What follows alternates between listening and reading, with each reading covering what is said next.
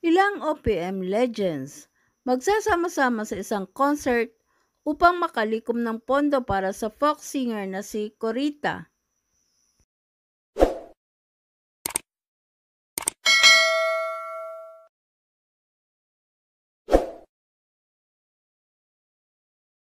Ngayong August 5, 2024, nakatakdang magsama-sama sa isang concert show ang ilang OPM legends tulad ni Bariang Barrios and Mike Villegas, Cookie Chua and Quachi Vergara, Lolita Carbon, Toto Sorioso, Becky and Lester Dimitilio, Bobby Montehar and Friends, Chikoy Pura, and Corky and Kiko.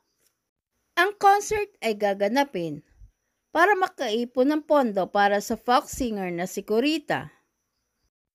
Si Corita ay ang 80s singer na nasa likod ng mga hit song na Oras Na, Lolo Jose, Sierra Madre, Gising Na o Kuya Ko at marami pang iba. Kamakailan lamang sa interview ni Julius Babaw sa partner ni Corita, na-stroke umano si Corita at kasalukuyang bedridden na. Ayon pa sa partner ni Corita, nasunugan din umano ito ng bahay kaya kinuha niya at inalagaan.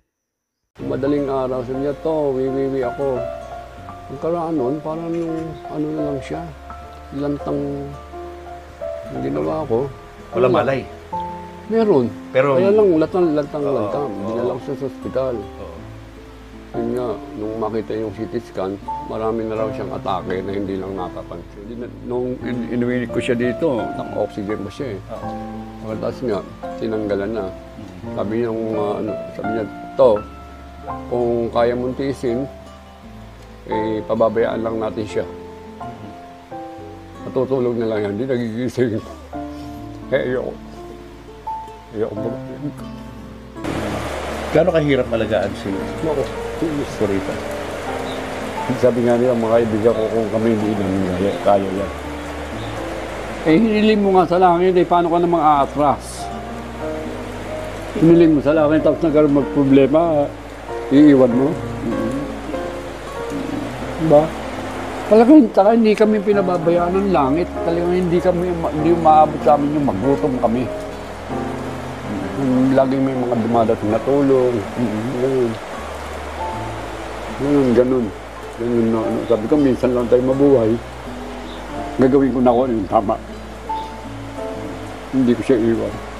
Samantala, sa isang post sa social media ng kaibigan ni Corita na nag-organize na nasabing concert, sinabi niyang maaaring mag-donate para kay Corita ng adult diapers, gatas, wipes at nasogastric tubes.